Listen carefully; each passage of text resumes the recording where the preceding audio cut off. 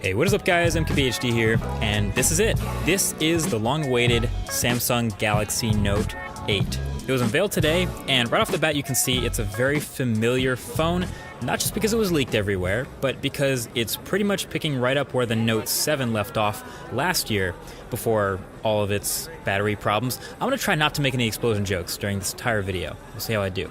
But yeah, it's true. So for some people, it's boring, but to me and to many others, it's pretty exciting because this is the 2017 version of last year's phone, which was already really good and had a chance of being my favorite phone last year before the recall. So there's a couple main changes to Note 8 that set it in place for this year. New display and design up front, new dual cameras around the back, some updated S Pen features, and new specs. That's the core of what's happening here. So the quickest place to start would definitely be the specs. Snapdragon 835, 6 gigs of RAM, 3300 milliamp hour battery, and Android 7.1 right out the box. So right about what you'd expect, not the biggest battery in the world since they're not pushing it to the absolute limit, but of course fast charging and wireless charging are on board for those who use it. And then you have the slightly updated design with the new display up front. It's a 6.3 inch 18.5 by 9 Quad HD Super AMOLED display, and it just looks incredible. You can see thin bezels, of course, since it's 2017, up top and on the bottom, and it has those slightly curved corners of the display too, like the S8 had. But yeah, it's a huge display, and it's a big phone too, don't get me wrong, but of course the thin bezels make it feel like it fits in the same body size or same footprint. That's not really much bigger at all than last year's phone. It's crazy how reasonable this phone makes a 6.3 inch display look. But other design changes, yes, this phone does now have a Bixby button. Kind of saw that coming from a mile away, but they're doubling down on it, and maybe, Bixby's improving, getting software updates, getting better. And a lot of people are, of course, pretty bummed by the fingerprint placement up on the top of the back of the phone. The fingerprint reader, and I actually wasn't that concerned with it when I was playing with the phone, but then I remembered my hands aren't the same size as everybody's. So if you hand this phone to someone with normal sized hands, it will definitely be a different experience. So I get it. It would be way more reachable somewhere else, like the middle of the back, but then it would also be, I think, way more ugly. And I think Samsung has roped themselves into putting it all the way up with the rest of the back-facing sensors there in that rectangle. Kind of their own fault there. Either way, this phone has, iris scanning and facial recognition and some other ways of securing your phone biometrically if you just can't stand that back-facing fingerprint sensor. The S Pen is also now improved since this is a Note, so anyone who uses this will definitely appreciate it.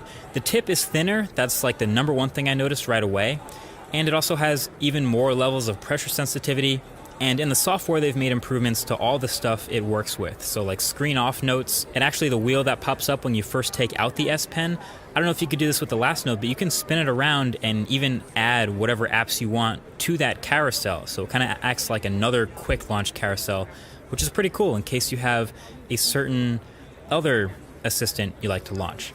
My favorite new software feature though in this Note is actually being able to launch 2 apps at once in split screen with a single touch. So in Apps Edge, you can create an app pair, like say YouTube and the browser, for example, and touching it launches them both side by side. That's definitely going to get me to use split screen a bit more. Even as awesome as a huge display like this is, I found myself not using split screen very much on previous Notes and Samsung phones. But I realized, like, if you have this good setup like this, you just set up a couple of good ones like Spotify and Google Maps, for example, a lot of music while driving. I'll definitely use that more often, so I can kind of dig into that. But that's pretty much it for new software stuff happening. If you've used an S8 or a Note 7, you've seen this style, this look before. There isn't a laundry list of new features with the software here, but that's the way Samsung goes. So easily the biggest new headlining feature, new change with the Galaxy Note 8 is the cameras around the back. So Note 8 is now rocking 2 12-megapixel cameras on the back, one with a normal wide-angle lens, and the other with a telephoto lens, a 2x optical zoom, just like iPhone 7 Plus does. But the difference with these is they're both optically stabilized. So in theory, it should work more often in low light than the iPhones, in theory.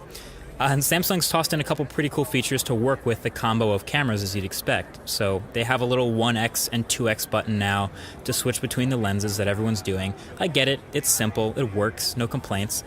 But you can now see some new photo modes, including one called Live Focus, which is just like portrait mode at first on the iPhones, so it moves to the 2x telephoto lens and blurs the background, but then you can change the level of background blur live, as the name implies, and see exactly how much you want it blurred before you take the picture. So it's definitely artificially adding blur.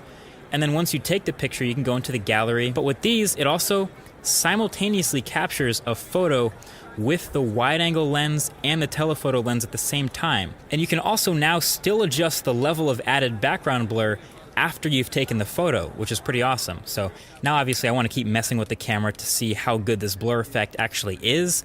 You know, if it handles edges well, if there's a difference in aperture between the telephoto and wide-angle lens. So all this stuff will be tested for the full review, but in summary, I'm pretty optimistic for this phone. Much of that is obviously because Samsung has a pretty damn good track record with a lot of this stuff. A lot of times you get a new phone coming out and you don't know if you can be optimistic or not.